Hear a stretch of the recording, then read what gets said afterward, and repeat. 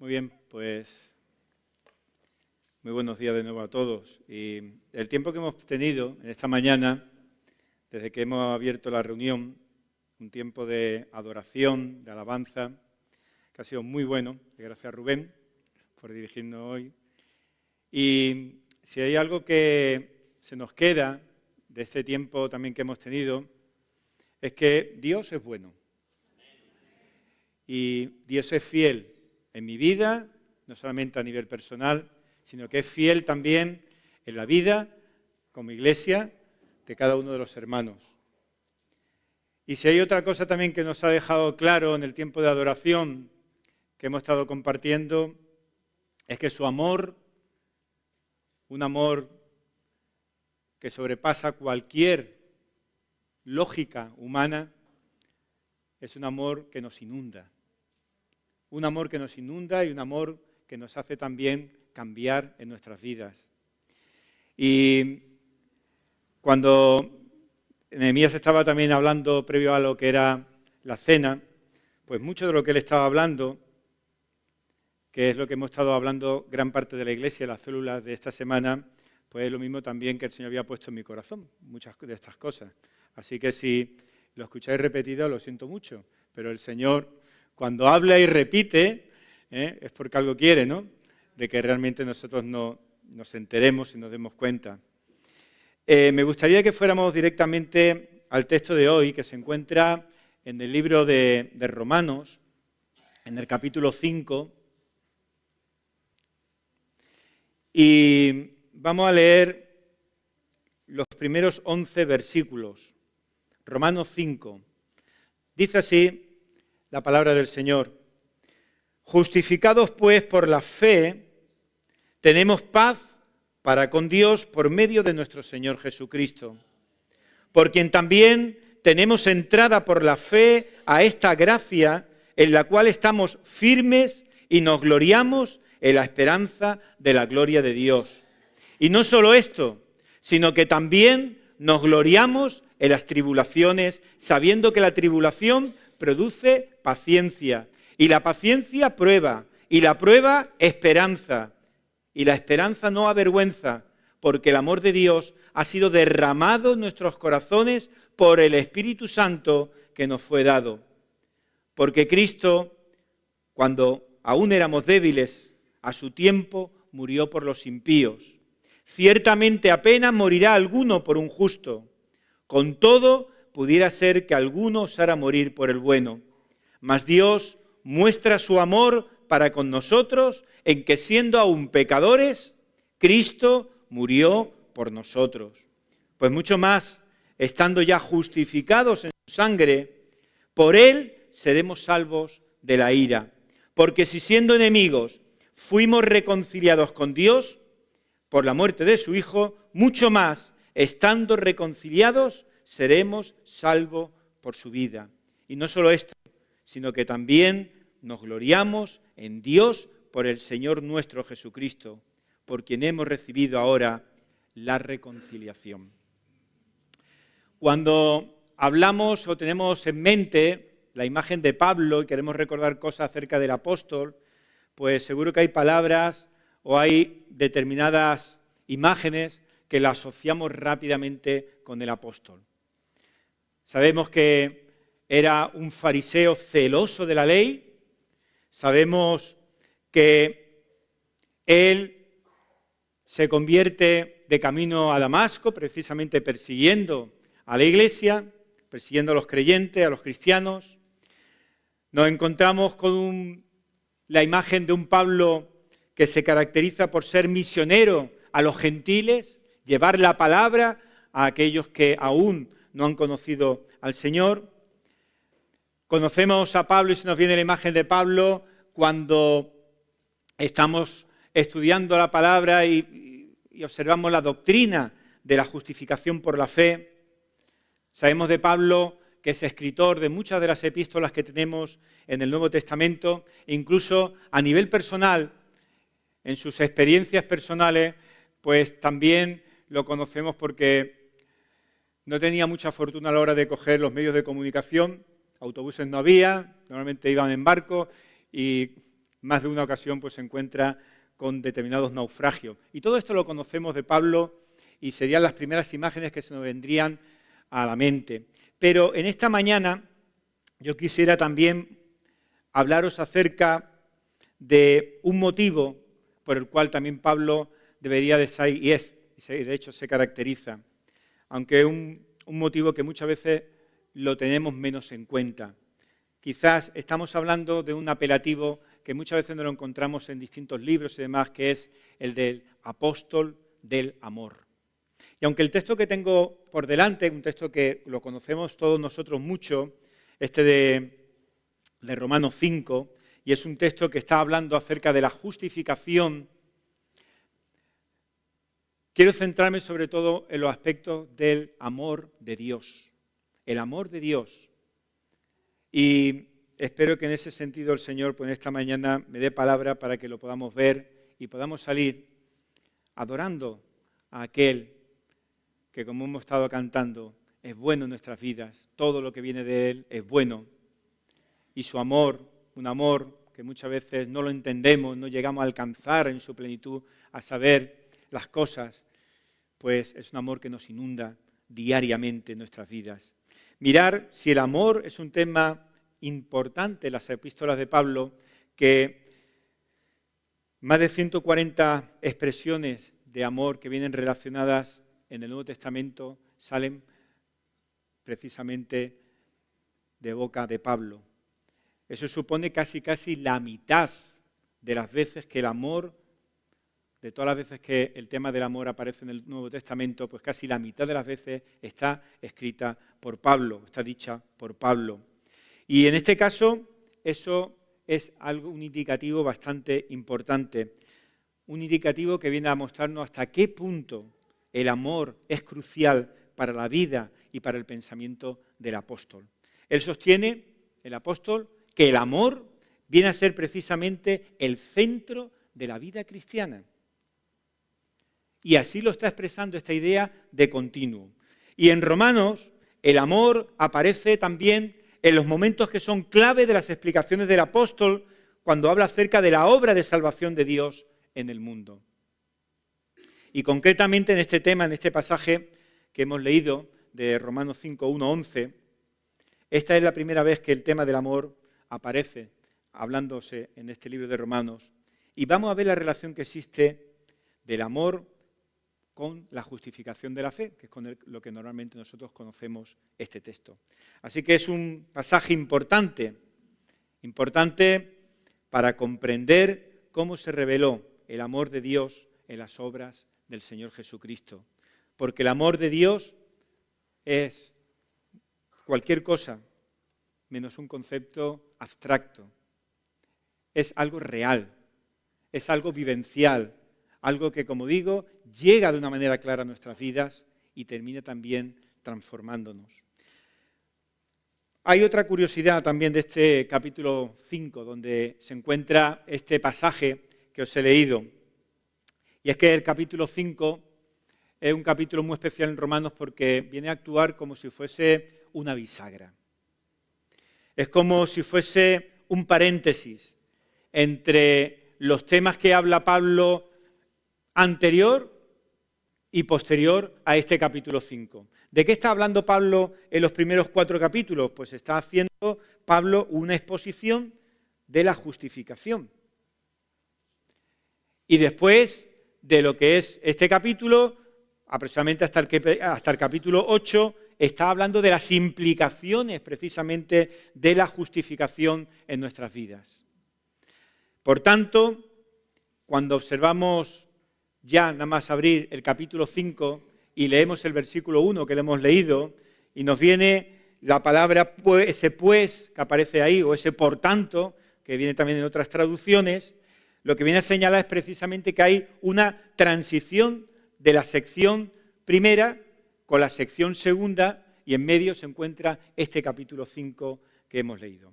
Así que parece que Pablo, cuando hemos leído estos versículos, está haciendo un ejercicio muy parecido al que muchos de nosotros solemos hacer cuando se nos ocurre, a que se le ocurre, a lo mejor gente que no se le ocurre reflexionar, pero ven cuando si se nos ocurre, se me pasa por la cabeza reflexionar, pues, ¿qué hacemos? Nos sentamos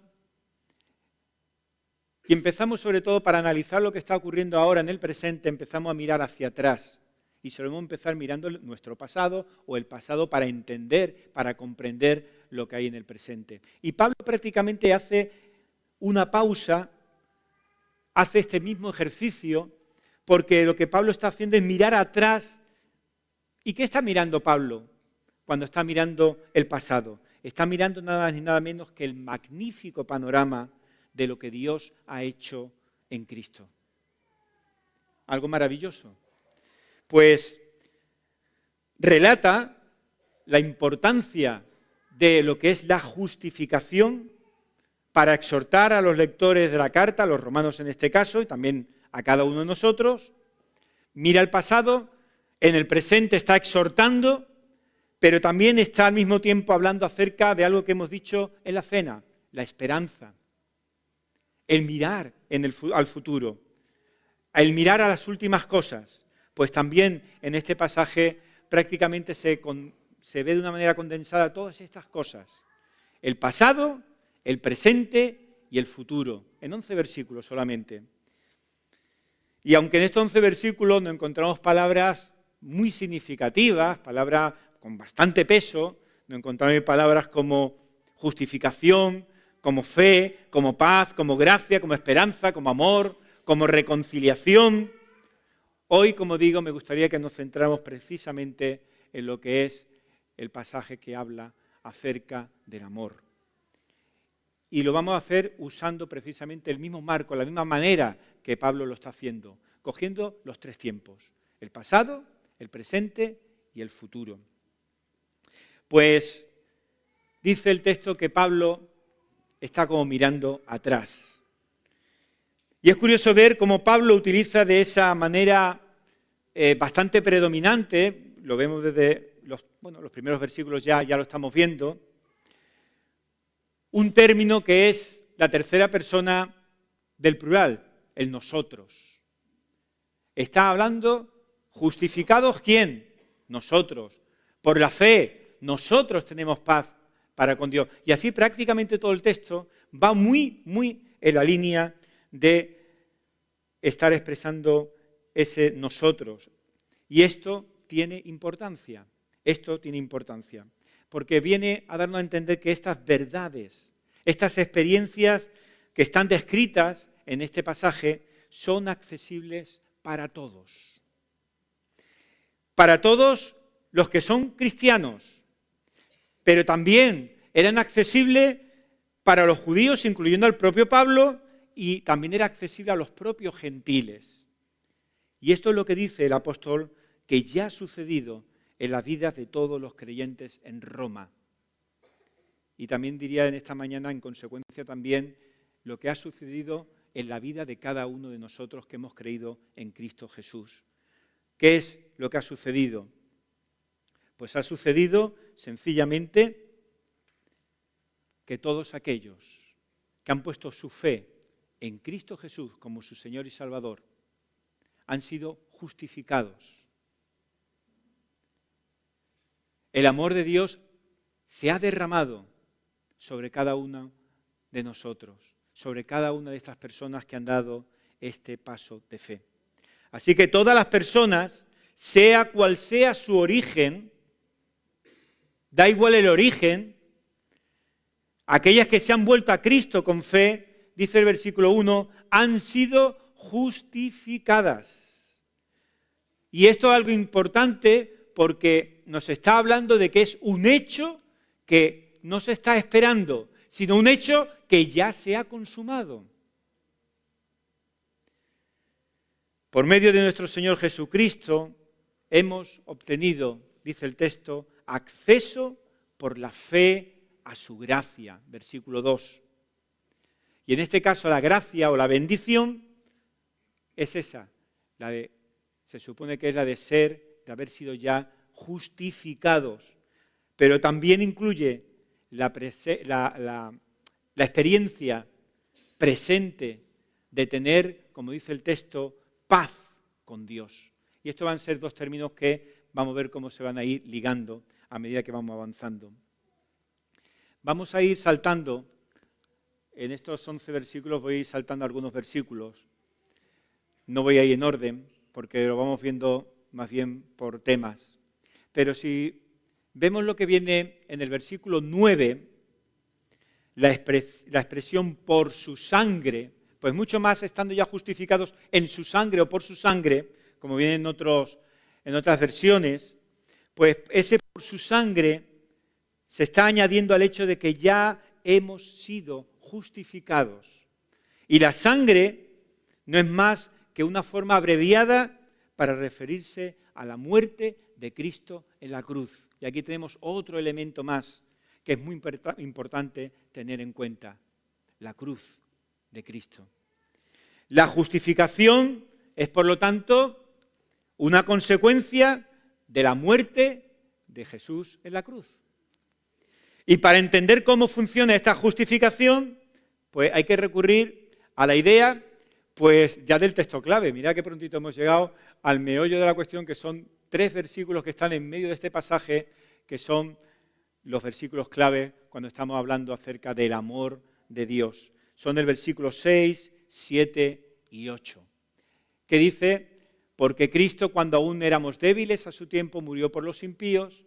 Ciertamente apenas morirá alguno por un justo, con todo pudiera ser que alguno osara morir por el bueno, mas Dios muestra su amor para con nosotros en que, siendo aún pecadores, Cristo murió por nosotros.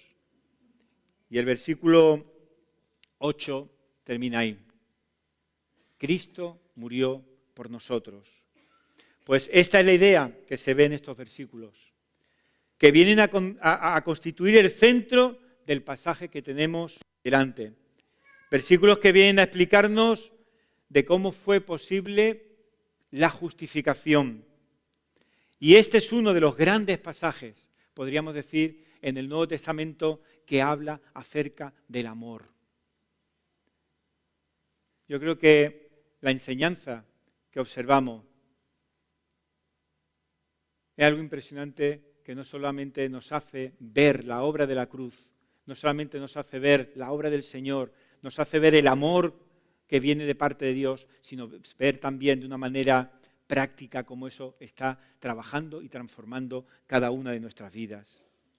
El amor de Dios es la base para todas las bendiciones de la salvación, todas las bases de la bendición que encontramos en Cristo Jesús.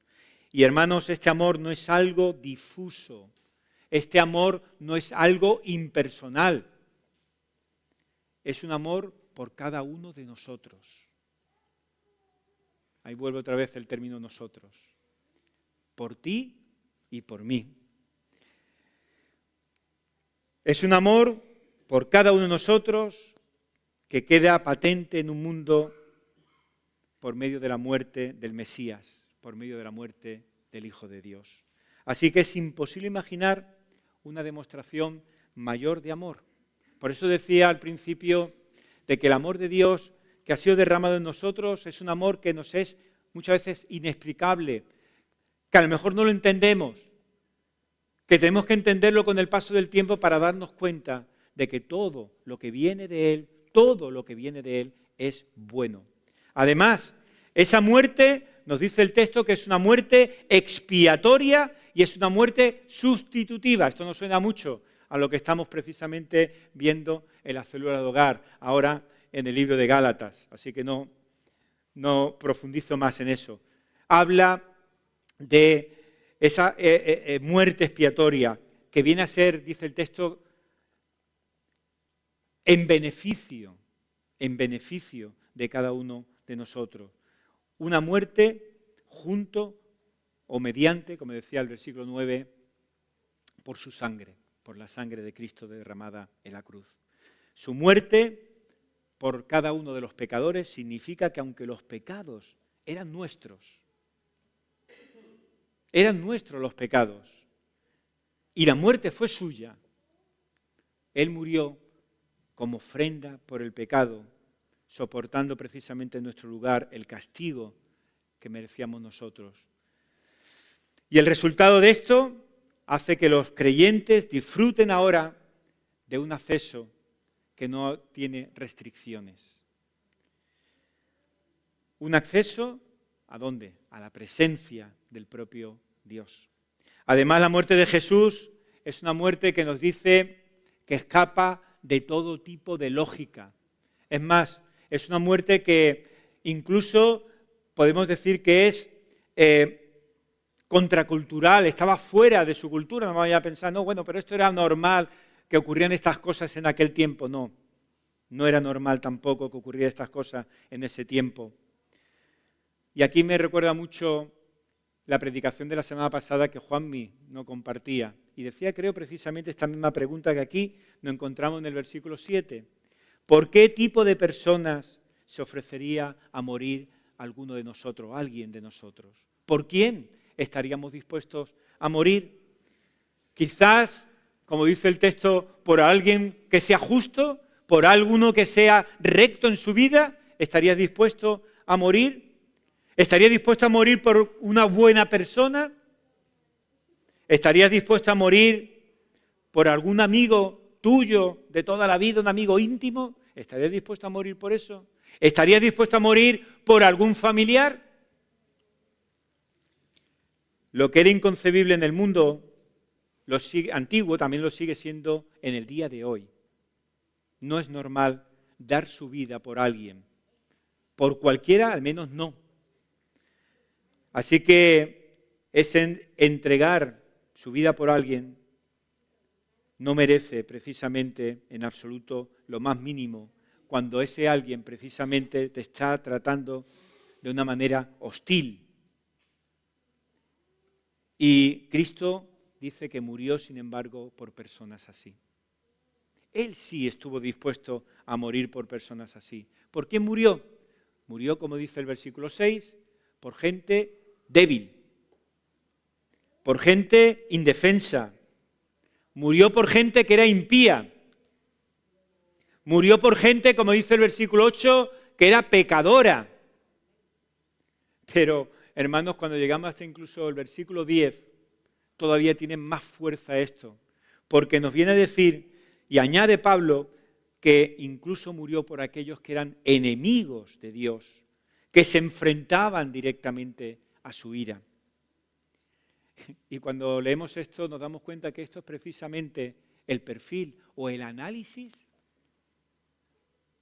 del hombre natural. Débil, impío, con pecado, enemigo de Dios. Ese es el perfil del hombre natural. Así que, mirando hacia el pasado, nos encontramos que el amor viene a ser la razón de la justificación. Pero también Pablo mirando hacia el pasado, hace otra apreciación que es muy, muy importante a tener en cuenta. Y es cuando está hablando acerca del precio. Va a hablar también y va a ver el tema del precio mirando hacia atrás. ¿En qué sentido? Mirar que la profundidad del amor de Dios solo se puede comenzar a apreciar, ¿sabéis cuándo? Cuando estamos reflexionando sobre quién es el que muere. Este ejercicio también llegamos a hacerlo en una de las reuniones nuestras de los viernes. Vamos a reflexionar, porque muchas veces pasamos muy ligero por ello. ¿Has reflexionado quién es realmente el que muere en la cruz? El que está muriendo por ti, el que está muriendo por tus pecados. Mirad la frase que aparece al principio en el versículo 1, que dice, por medio de nuestro Señor Jesucristo. Y es una frase interesante, porque no solamente, si os dais cuenta en el pasaje viendo los 11 versículos, es la frase que comienza el versículo 1, sino también es la frase con la que termina el último versículo de este pasaje, el versículo 11. Es decir, es la frase que da comienzo y cierre al pasaje que tenemos delante. Es la frase que nos viene a decir que nos está conduciendo a la paz, pero también al mismo tiempo nos está conduciendo a la reconciliación. Y esto, hermanos, no es algo que ocurre por accidente o que mire qué casualidad que viene esto junto aquí, sino que está puesto porque tiene mucha, mucha importancia. La importancia que tiene en nuestra justificación. Y es que, ¿quién es Jesús? ¿Quién es Jesús? Es totalmente inseparable de lo que se consigue en la cruz. En la cruz murió más gente. El Señor Jesús no fue ni el primero ni el último que murió en una cruz. Pero es inseparable saber quién es el que murió ahí, quién es Jesús y lo que se consiguió también, por lo tanto, en esa muerte en la cruz. Él nos dice, el versículo 10 del texto que hemos leído, Él es el Hijo de Dios. Pero nos dice también, hasta en 4 o 5 versículos de este pasaje que hemos leído, que Él es el Cristo. Y si miramos el versículo 1 y el versículo 11, el principio y el final también del pasaje, nos dice que Él es no solamente el Hijo de Dios, que no solamente el Cristo, sino que Él es el Señor, que es quien reina en todos. Con esto, Pablo nos está diciendo y nos da a entender de una manera clara y contundente que Jesús no es solamente el Hijo de Dios en el sentido, como viene en el Antiguo Testamento, de ser el Mesías, el Rey elegido por Dios y descendiente de David, sino que es el Hijo eterno también, el enviado por su Padre y cuya resurrección viene a revelar su verdadera identidad. Su muerte, su resurrección nos está diciendo realmente quién es. Pues ese es el que muere precisamente en la cruz para el perdón de tus pecados y los pecados de todos. Así que el hecho de que Jesús era el Señor resucitado, lo que nos hace es que nos lleva prácticamente al centro o el meollo de lo que Pablo quiere decir acerca de Cristo. Entiende al resucitado no solo como el Mesías de Israel, sino como el Señor que reina, como digo, el que reina sobre todos. Es aquel que hace realidad y hace visible lo que ya el Antiguo Testamento apuntaba y que dijo sobre el propio Yahvé. Así que, hermanos, quien entra en nuestro mundo, en Jesús, es Dios mismo. Esto lo sabemos de siempre, ¿verdad? No es nada nuevo. Pero ¿hemos reflexionado sobre esto? Es Dios encarnado el que experimenta precisamente la impiedad, el horror de esa cruz, donde la ira de Dios recae precisamente sobre sí mismo. Por su propia decisión, una decisión motivada precisamente por el amor. ¿Estáis viendo el amor de Dios derramado desde el principio, desde ese pasado que está mirando hacia atrás Pablo? Un amor de Dios que está siendo derramado en la cruz. Es Dios mismo quien por amor expía nuestro pecado y es el que nos otorga una vida y una esperanza también que son nuevas. Cuando leemos esto nos damos cuenta que el Evangelio es algo extraordinario. Es algo que está fuera de lo normal. El concepto de un Dios hecho carne es una locura para los gentiles. Pero que la idea de un Mesías crucificado, sabemos también que era algo aborrecible por los propios judíos. Y es que el amor de Dios termina adoptando formas que no llegamos a comprender, que nos sorprenden. Sobre todo cuando lo vemos en el nacimiento, cuando lo vemos en la vida, cuando vemos la muerte, cuando vemos la resurrección, cuando vemos la ascensión de Jesús. Así que, mirando hacia atrás, mirando al pasado, Pablo está viendo el amor de Dios. Pablo está viendo que el amor es la razón de nuestra justificación. Y Pablo está viendo ese precio increíble del amor divino por cada uno de nosotros. Nos maravillamos de ver eso. Y es como Pablo, como si en este pasaje estuviese rompiendo a adorar a Dios por todo lo que Él ha hecho. Pero vamos a mirar ahora hacia el presente. Y en el presente nos damos cuenta que hay una palabra que es la palabra justificación. Y que si la justificación está precisamente, como hemos dicho, motivada por el amor, también permite a los creyentes experimentar el amor de Dios hacia ellos. Y lo vamos a ver rápidamente ya de las dos maneras que nos aparece aquí. Primero, en cuanto al tema de la relación que hay entre la justificación y relación con Él. Mirar, justificación es un término que cuando estaba en esta semana preparando la predicación y mirando algunos significados, había alguna cosa que me costó, tuve que releerla porque era la primera vez que la había visto. Y era en cuanto al tema de que el término justificación es un término, en primer lugar, relacional. Es un término que habla de una relación, la relación de Dios con nosotros. Pero la palabra justificar, que era lo que me llamaba bastante la atención, es una palabra que se usa en español, pero quizás no era la palabra más apropiada, sino que sería la palabra más bien rectificar, rectificación. Lo que pasa es que el término rectificación tiene unas connotaciones para nosotros que nos haría que perdiéramos un poco el sentido, ¿no? el significado de lo que es la justificación.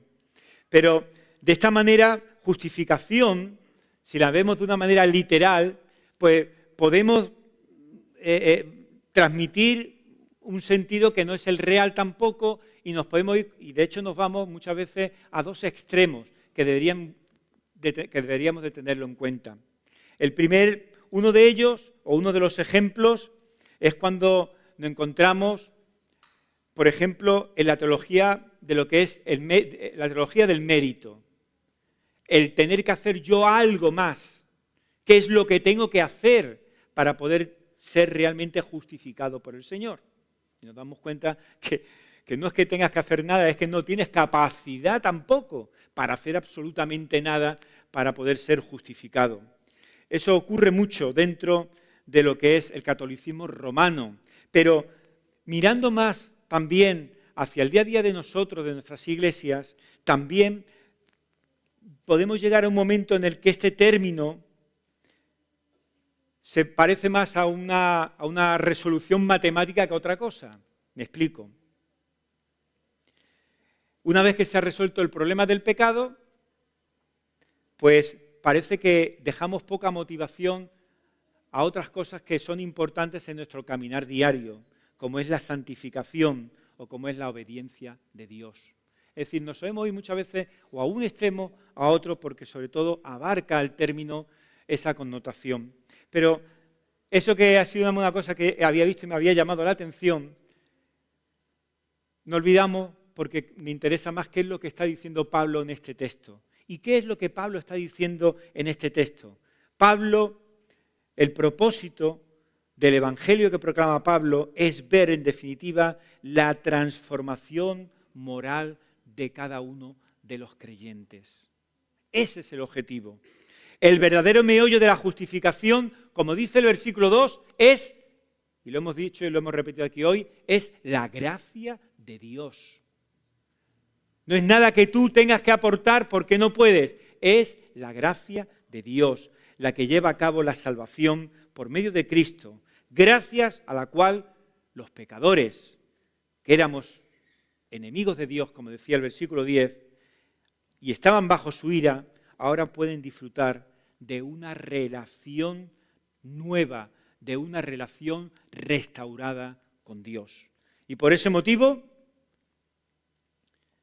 la paz, que venía en el versículo 1, y la reconciliación, que os he dicho antes que venía al final, en el versículo 11, viene a ser también palabras claves en este pasaje. Incluso son palabras paz y reconciliación, palabras que son claves en toda la carta de Romanos. Miramos entonces el presente y nos encontramos, como hemos dicho, la justificación y la relación.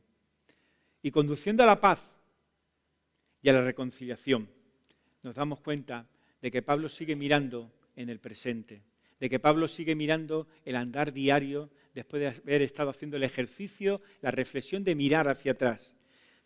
Y esto no es algo accidental, sino que indica la importancia que tiene Jesús en nuestra justificación. ¿Quién es Jesús? Y ya hemos visto cómo Pablo lo deja claro quién es. ¿Quién es Jesús? Es inseparable de lo que se consigue en la cruz. No lo podemos separar. Él es el Hijo de Dios, Él es, como he dicho, el Cristo y Él es el que reina. Así que estas palabras, paz y reconciliación, son palabras que son importantes y básicas una vez que ha sido disipado y nuestros pecados han sido perdonados por esa obra redentora de Cristo en la cruz. Por tanto, la mejor manera de entender la justificación en términos, como Pablo está diciendo, es nuestra unión con Cristo. Nuestra unión con Cristo. Hemos sido crucificados junto con Cristo en la cruz. Y esta unión se hace efectiva gracias al don del Espíritu Santo. Y Pablo también en este pasaje lo está haciendo mención. El resultado es que todo lo que Cristo, lo que es de Cristo, se vuelve también, como dice en la palabra, también es nuestro. Solo por la gracia de Dios, no por ningún mérito nuestro, solo por su gracia. Participamos de su victoria por su gracia. Participamos sobre la victoria sobre el pecado por su gracia.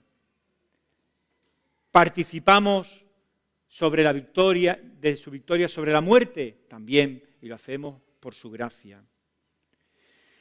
Y en segundo lugar, mirando hacia el presente, nos viene a llevar también a otro maravilloso ejemplo del amor divino, del amor de Dios dentro de este texto. Y es cuando vemos las conexiones que hay entre la justificación, el amor y el Espíritu Santo. Justificación, amor y el Espíritu Santo. Mirar, vamos ahí al versículo 5. Dice una frase muy interesante. Y la esperanza no desilusiona. Y también nos va a sonar mucho a los que estamos leyendo Gálatas en nuestras casas. ¿Cómo dice el texto aquí, en esta versión? No nos avergüenza. Nos suena, ¿no? También que hemos hablado de esto. Pues ni nos avergüenza, como dice el texto, ni nos desilusiona. Para Pablo, la justificación, la fe y el don son también tres términos totalmente inseparables. Y este pasaje es, como digo, un ejemplo de ello. La fe en Cristo se halla en el derramamiento del amor de Dios, en el cual el corazón del creyente, pues, lo aprecia por medio del Espíritu Santo. El Espíritu Santo que tenemos que recordar también, es importante, aunque lo sabemos, que es la misma presencia del propio Dios.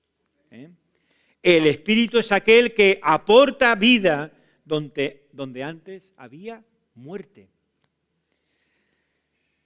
Lo que derrama el Espíritu Santo es el amor de Dios y este derramamiento no es algo que sea temporal, sino que nos dice la palabra que es como un fluido permanente, constantemente.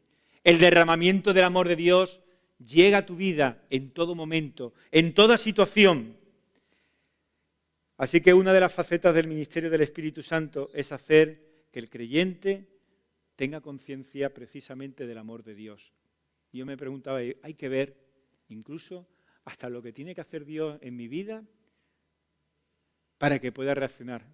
Que me dé incluso hasta conciencia de ese amor incomparable que viene de parte de Dios. El amor nos viene a vincular a todos. El amor hace que todos nos beneficiemos precisamente de ese amor generoso de parte de Dios.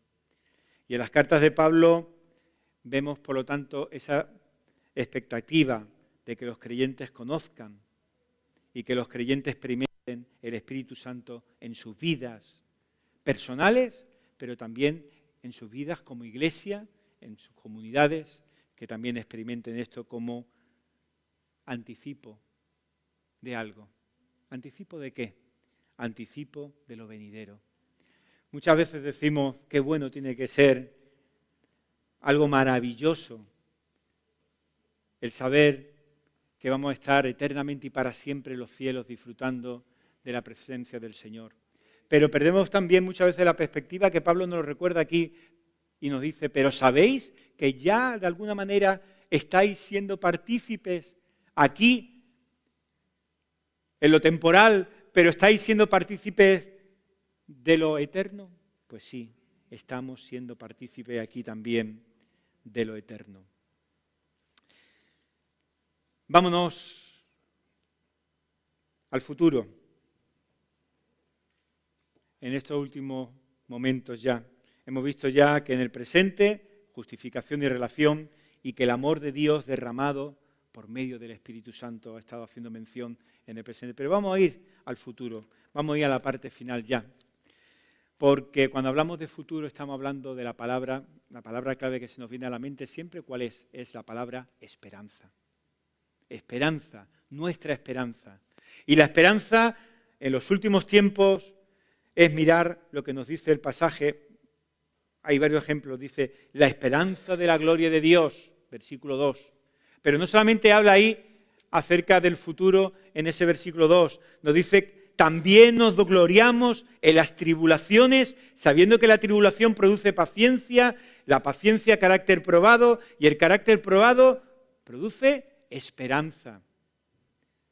Y luego nos dice más adelante, casi al final del versículo 9, seremos salvos de la ira de Dios por medio de Él. Y en el versículo 10, mucho más, habiendo sido reconciliados, seremos salvos por su vida. Pablo tiene una tremenda confianza en el futuro. Pero hermanos, esta confianza que Pablo tiene en el futuro es una confianza muy distinta a la confianza de la gente del mundo. No tiene nada que ver. Esta dista mucho de cualquier pensamiento, por muy bueno que sea, de cualquier ser humano. ¿En qué se fundamenta la esperanza de Pablo? Pues nos dice que se fundamenta en el amor pasado de Dios, manifestado al enviar a su Hijo, y en la experiencia presente del amor de Dios en y por medio del Espíritu Santo. Mira si Pablo tiene argumentos suficientes para estar deseando y teniendo plena confianza en el futuro. Así que el apóstol anima de esta manera a los lectores de Roma. Y espero que también al leerlo nosotros también nos esté animando a cada uno de nosotros. Y nos viene a decir que pase lo que pase, suceda lo que suceda, aquí en el presente, la esperanza siempre tendrá la última palabra. Para los que están en Cristo, la salvación del juicio está garantizada. Y cuando venga el sufrimiento, como llegó en la vida de Pablo, o como llegó incluso a los propios romanos, que escribe esta carta, el amor de Dios seguirá siendo la gran realidad que nunca será vencida. Significa que es posible gloriarse en el sufrimiento. Y esto que nos llama la atención, Pablo luego lo continúa diciendo, no lo vamos a ver ya, pero más adelante a la altura si mal no recuerdo, del capítulo 11. Y que este sufrimiento, no son dignos de ser comparados nunca jamás con la gloria futura. Y a los que podemos llamar incluso estos sufrimientos, y esto se lo escribe ya Pablo a la iglesia de Corinto, dice que es una aflicción pasajera, una leve y pasajera aflicción. Y muchos dicen, sí, pero lo que me está ocurriendo a mí es grande. Pues hermano, no tiene nada de comparación con lo que Dios nos tiene preparado cuando estemos eternamente y para siempre en su presencia. Y termino, me gustaría leyendo unos versículos también que se encuentran en el libro de Romanos, pero nos vamos a ir al capítulo 8 y voy a leer versículo 33 al 39. Dice así: la segunda parte del versículo 33 termina diciendo: Dios es el que justifica. ¿Quién es el que condenará? Cristo es el que murió, mas aún el que también resucitó, el que además está a la diestra de Dios, el que también intercede por nosotros. ¿Quién nos separará del amor de Cristo? ¿Tribulación? ¿Angustia? ¿Persecución? ¿Hambre? ¿Desnudez? ¿Peligro? ¿Espada? Como está escrito, por causa de ti somos muertos todo el tiempo. Somos contados como ovejas de matadero. Antes, en todas estas cosas somos más que vencedores por medio de aquel que nos amó. Por lo cual estoy seguro que ni la muerte, ni la vida, ni ángeles, ni principados, ni potestades, ni lo presente, ni lo porvenir, ni lo alto, ni lo profundo, ni ninguna otra cosa creada nos podrá separar del amor de Dios que es en Cristo Jesús, Señor nuestro. Hermanos, 3 cositas, 3 frases, después de leer esto que creo que para mí, pues, son interesantes y son importantes acerca de lo que hemos compartido. La primera, el amor de Dios llama a su pueblo a una vida de amor. La segunda, que el mensaje del amor de Dios ofrece esperanza. Y ofrece esperanza en medio de un mundo que está precisamente lleno de sufrimiento. Pero hay una tercera que más bien es un deseo, que nunca la Iglesia se avergüence de contar la historia de la justificación y el diagnóstico realista, el perfil real de la condición humana, junto con la extraordinaria historia del amor de Dios en Cristo, para traer precisamente a nuestras vidas, como hemos visto, reconciliación, paz y esperanza. Hermanos, que el Señor nos bendiga mucho y damos gloria. Amén.